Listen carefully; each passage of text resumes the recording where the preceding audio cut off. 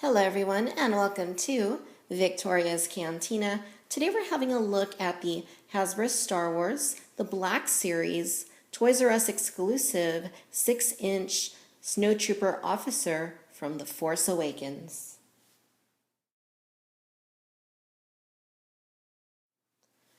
Alright you guys, so as you can see here, the packaging for the 6-inch Snowtrooper Officer follows the same format that we have been seeing for the other 6-inch Black Series figures for The Force Awakens. It showcases the figure very well, has a portrait of the Snowtrooper Officer on the lower right, and then on the lower left, the difference here is that you get a little reflective medallion sticker that says that this is a Toys R Us exclusive.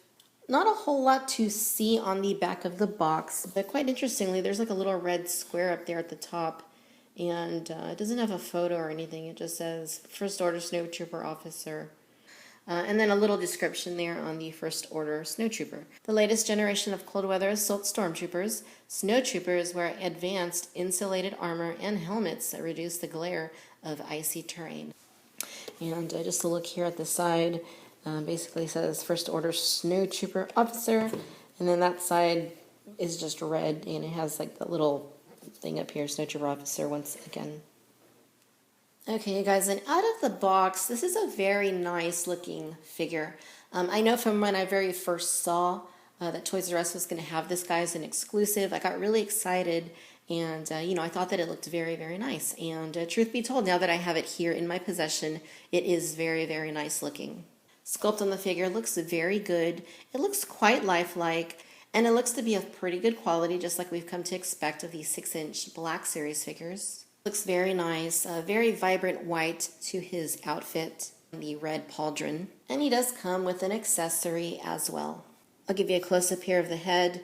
Now, you can kind of see that the head is cocked a little bit to his left, and I think that's because of the pauldron. I just think, it's a little bit bulky. I mean, it looks great, but I think it just, for the purposes of the design of the neck and helmet, it just seems like maybe it takes up a little bit too much space, so his head, is just kind of cocked to the left. The helmet sculpt is very good. It looks a lot like what we've seen so far in like the promo stills and such. The little visor there is not painted quite as cleanly as I would like to see. It's maybe a little hard to pick up there on camera, but you can see a few little black splatters, that just didn't quite make it in there. And even inside there, like there's not black paint like consistently down, the slit there. You can kind of see there's some white there at the bottom of the slit as well, like on both sides. So, that definitely could have been done a little bit nicer. There's a little bit of a dent there on the helmet for some reason. This looks pretty cool, the little metallic details there on his breathing apparatus. The other black stripes, though, on the sides of the helmet are very nicely done. Very clean paint application there for that stripe there on the back. Of course, you see a few imperfections, like a couple little splotches here and there, which is pretty much par for the course with the Hasbro figures. The figure's armor looks really, really good. I really love that vibrant red pauldron. In the previous films, we didn't see like a red pauldron like on the Sand Troopers. We had orange, but never red, and I think it looks really, really good. So it's hard to say what kind of rank that this trooper might have. It says officer on the packaging, but it doesn't really say anything more specific than that. It looks like there is some writing in Arabic there on his chest. The little panel looks quite nice.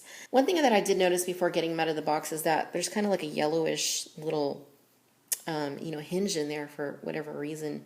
This one doesn't look quite as yellow. And I've seen that on another one of these guys that I had a chance to look at in person. And, I guess it just, might be the case on many of them. Probably not all of them, but the other one that I saw had it there rather than there. But nonetheless, the rest of the armor looks really, really good. I really like the shape of the cama, the way that they designed that. The stripes going down there on the side. And it does kind of have like a rubbery feel to it. It feels nice. The shoulder armor looks pretty good. You get some black accenting on it. His backpack looks very, very cool. Nice paint details there on it on the side. And it does come off. It has a little peg and the hole's right there. Basically just put it in there and seems to stay quite well. And, other than that, the arms look really good. Very nice armor on them. The hands look nice. Pretty good detailing there in the gauntlets. underneath the camo. The legs look very nice, good texturing there to his legs. And then the armor there around his calves look, to be really nice. Pretty clean paint applications on the stripes for the most part. Not perfect, but they look quite good. And then his shoes underneath these bits of armor here on his lower legs. So all in all, very, very nicely done figure. And the way of articulation, our Snowtrooper Commander has a ball joint at the head, but it does tend to kind of move the pauldron around with it when you move it. Again, this kind of goes back to it, I think, being a little bit of a tight fit with it in there. And you can't really even move it up or down because of the pauldron. I assume that if I took that off, it would work a lot better. Another thing I want to point out is that he does have ball jointed shoulders, but this one on the right, seems to move okay. The one on the left just may as well be a swivel because I can't get it to really go out all that much. And that's just because of, the shoulder pad hitting the armor right there. I just can't get it to go out. I mean, maybe if I put it upside down, but why would you want to do that? So that's a little bit of a bummer. It does hinder the movement, obviously. He has ball joints at both of his elbows. He has a ball hinging at both of the wrists. You get a ball joint here at his torso. You get hinges here at both of the hips, but he can't move a whole lot because of the camo, but still nice that he has them. He has swivels at both of the thighs, double bends at both of the knees, which also because of the camo are a little bit hard to to get to, but just to show you how it works, they do bend pretty nicely. And then he has ball hinging at both of his ankles along with rocker swivels. So very, very nicely articulated. It's just too bad that it doesn't all work quite as well as it could have. In the way of accessories, the Snowtrooper Commander comes with a rifle, and it is similar to the one that the Stormtrooper came with, but it is a little bit different. Like, it has this back end piece that is unique, and still looks very good. Very nice sculpt and detail work to it. Paint, black and white, bits of silver. I think it looks really good, and he also holds it very nicely in his hand. It fits, very comfortably there. And now a comparison of the First Order Snowtrooper Officer along with the First Order Stormtrooper. As you can see, they look very good together. Both of them are absolutely solid figures, among the best in the Star Wars 6-inch Black Series line. I still say that the Stormtrooper is an overall better figure, only because the articulation works a lot better. Snowtrooper has the looks, for sure, but, the articulation is just a bit hindered. And not to mention the fact that he could have really benefited from having double hinged elbows. So could the Stormtrooper have it. The Snowtrooper seems like he gets even less movement than the Stormtrooper does. All right, ladies and gentlemen, so there you have it. This is the Hasbro Star Wars The Force Awakens, the Black Series, 6-inch Snowtrooper Officer Toys R Us exclusive figure. Overall, it's a very nicely done figure. I must say that aesthetically speaking, it looks absolutely gorgeous.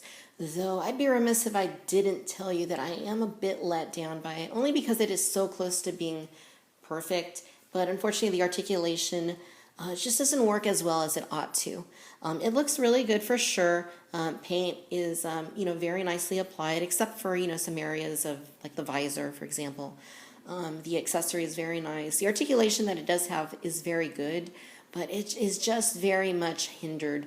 The head can't move around a whole lot because of the pauldron. One of the shoulders doesn't work properly because of the restriction there between the shoulder pad and the torso armor. The legs are a bit restricted by the camo, and his elbows just don't allow a whole lot of movement, even for a figure that has ball jointed elbows. But all in all, I do like it. Now, it is worth noting that Hasbro is going to be releasing a regular First Order Snowtrooper without the pauldron later this year. So I am planning on getting that one as well, and I'm pretty sure it's going to be the same exact figure, just without the pauldron. So it should have more movement, at least in the head area.